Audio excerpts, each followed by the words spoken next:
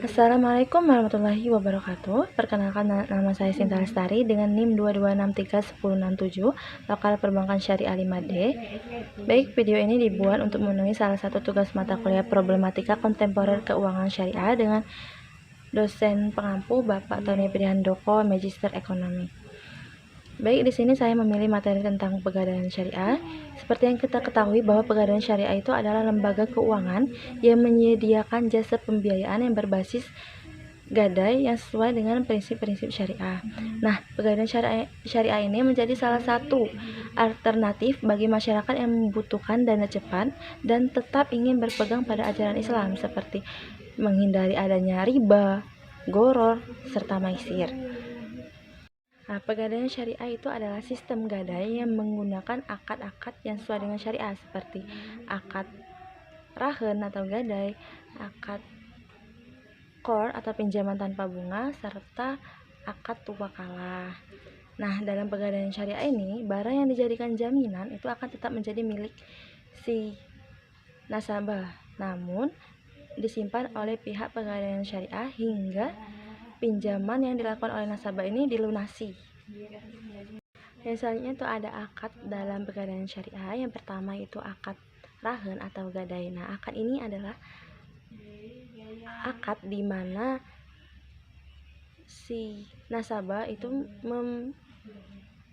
menggadaikan barang berharga yang bisa dijadikan jaminan atas pinjaman, sehingga barang tersebut itu bisa digunakan sebagai pengaman jika pinjaman tidak dilunasi.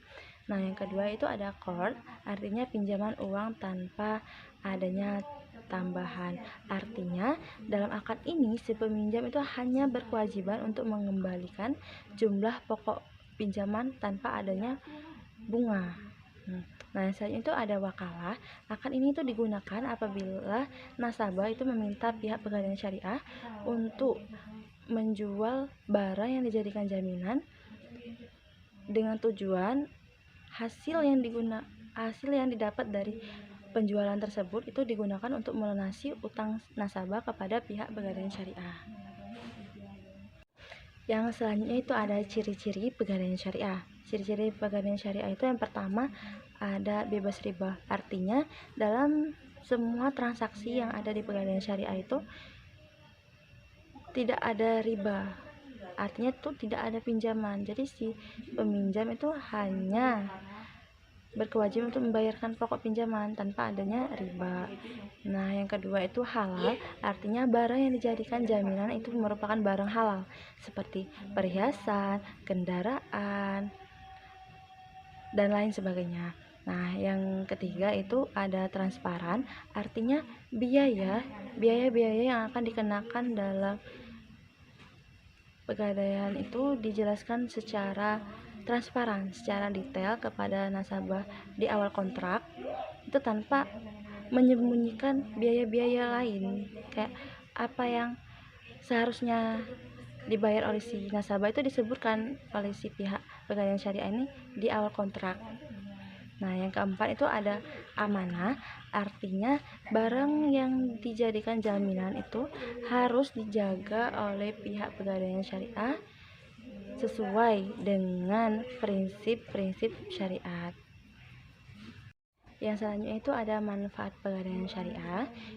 Nah, pegadaian syariah ini memberikan manfaat yang cukup banyak. Nah, di sini saya akan memberikan beberapa manfaat dari adanya pegadaian syariah. Nah, yang pertama itu mudah dan cepat. Artinya proses dalam pegadaian syariah ini sederhana dan pencairan dananya itu cepat. Yang kedua itu sesuai dengan prinsip syariah, artinya pegadaian syariah ini memberikan rasa tenang bagi masyarakat atau bagi umat muslim, karena dalam pegadaian syariah ini tidak ada riba. Nah, yang ketiga terjangkau, artinya pegadaian syariah ini bisa digunakan untuk seluruh masyarakat dari berbagai lapisan ekonomi. Nah, yang selanjutnya itu standar keamanannya tinggi, artinya barang jaminan yang dijaminkan dalam pegadaian syariah ini dijaga oleh pihak pegadaian syariah dengan standar keamanan yang tinggi. Yang selanjutnya itu ada proses pegadaian syariah. Nah, dalam pengajuan pembiayaan di pegadaian syariah itu terdapat beberapa tahapan atau beberapa proses. Di antaranya yang pertama, si nasabah datang ke kantor pegadaian syariah lalu mengajukan pembiayaan pinjaman dengan membawa barang yang akan dijaminkan dalam pinjaman tersebut. Yang kedua, pihak pegadaian syariah itu menaksir nilai barang yang dijadikan jaminan. Yang ketiga itu antara pihak nasabah dan pegadaian syariah itu membuat kesepakatan mengenai pokok pinjaman serta waktu jatuh tempo pinjaman tersebut. Lalu setelah membuat kontrak atau perjanjian mengenai hal tersebut, setelah waktu jatuh temponya, si nasabah ini harus atau wajib mengembalikan pinjaman serta dalam jangka waktu yang telah disepakati beserta dengan ujro atau biaya pemeliharaan dari barang jaminan tersebut. Tahapan terakhirnya, jika tahapan sebelumnya itu sudah dilaksanakan, yang selanjutnya itu mengembalikan barang jaminan apabila si nasabah itu sudah melunasi pinjaman yang sudah diajukannya. Lalu barang jaminan itu dikembalikan kepada nasabah secara utuh. Untuk landasan Al-Qur'annya, di sini saya mengambil Quran surah Al-Hasyr ayat 18 yang berbunyi, A'udzu billahi minasyaitonir rajim. Bismillahirrahmanirrahim.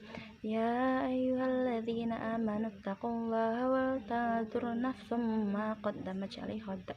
Wattaqullaha innallaha khabirum bima ta'malun. Artinya, wahai orang yang beriman, bertakwalah kamu kepada Allah, dan hendaklah setiap orang memperhatikan apa yang telah diperbuatnya untuk hari esok atau hari akhirat. Bertakwalah kepada Allah, sesungguhnya Allah Maha mengetahui apa yang telah kamu kerjakan.